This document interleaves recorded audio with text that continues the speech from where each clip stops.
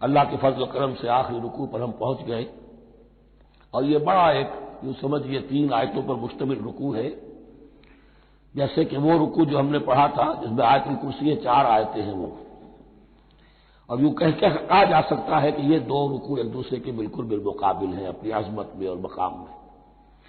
آیت الکرسی کی جگہ یہاں ایک دعا کی آیت ہے، جامع ترین دعا جو آئے گی آخری آیت میں، للہ ما فی السماوات و ما فی الارض۔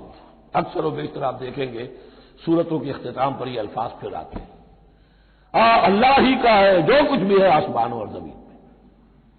وَإِن تُبْدُوا مَا فِي أَنفُسِكُمْ أَوْ تُخْفُوهُ، اور جو کچھ تمہارے دلوں میں ہے خواہ تم اسے ظاہر کرو خواہ چھپاؤ، یحاسبکم بہ اللہ، اللہ تم سے محاسبہ کر لے گا،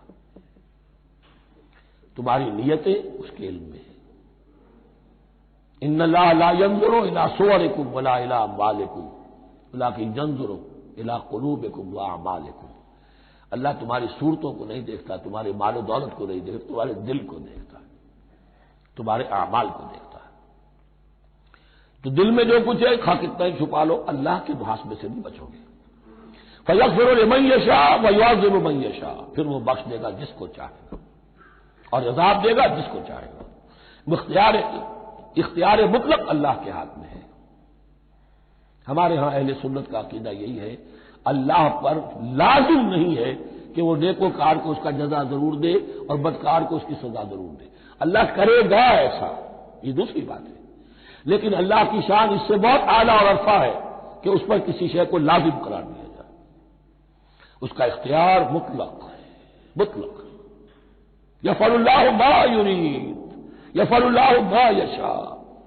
اہل تشیع کا کہنا یہ ہے کہ اللہ پر عدل واجب ہے، اہل سنت کہتے ہیں اللہ عدل کرے گا، جزا و سزا میں عدل ہوگا، یہ ہم مانتے ہیں، واقعہ ہے، لیکن ہم یہ نہیں کہتے کہ اللہ پر عدل واجب ہے، اللہ پر کوئی شے واجب نہیں، بلکہ اللہ نے تو کتب علی نفسہ الرحمہ، اپنے اوپر واجب کیا ہے رحمت کو۔ وجوب کا لفظ جو آتا ہے اللہ پر تو وہ تو رحمت کا ہے، کتب علی نفسہ الرحمہ، اللہ نے اپنی ذات کے اوپر واجب کر لیا رحمت کو۔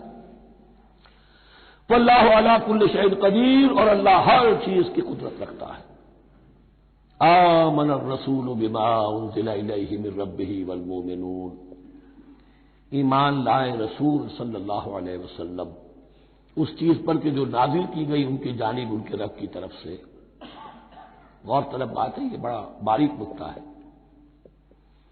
نبی پر جب وحی آئی ہے کیسے پہچان دیا کہ یہ بدروح نہیں ہے، یہ جبرائیل ہے؟ آخر کوئی اشتباہ بھی تو ہو سکتا تھا، پہلا تجربہ تھا، اس سے پہلے نہ آپ نے کہانت سیکھی، نہ آپ نے کوئی اور اس طرح کی نفسیاتی ایکسرسائزز کی، آپ تو کاروباری آدمی تھے، ایک بہت ہی بھرپور زندگی گزار رہے ہیں، اہل و عیال والے ہیں، کاروبار کر رہے ہیں، ہائیسٹ لیول کا کاروبار ہے، تو فطرت جو ہے وہ پہچانتی ہے، نبی کی فطرت وہ اتنی پاک اور صاف ہوتی ہے کہ اس کے اوپر کوئی بدروح کا کوئی اثر ہو ہی نہیں سکتا۔ اگرچہ اس میں ایک اور واقعہ میں نے ایک جگہ پڑھا تھا، وہ میں پھر کسی وقت موقع آیا تو سناؤں گا آپ کو، اس وقت نہیں ہے۔ بہرحال ہمارے لیے بڑی تسکین کی بات ہے کہ اللہ تعالیٰ نے رسول کے ایمان کے تذکرے کے ساتھ ہمارے ایمان کا تذکرہ کیا۔ آمن الرسول بما انزل الیہ من ربہ والمؤمنون، ایمان لائے رسول صلی اللہ علیہ وسلم اس چیز پر جو نازل کی گئی ان کی جانب ان کے رب کی طرف سے، اور ایمان لائے صاحب ایمان۔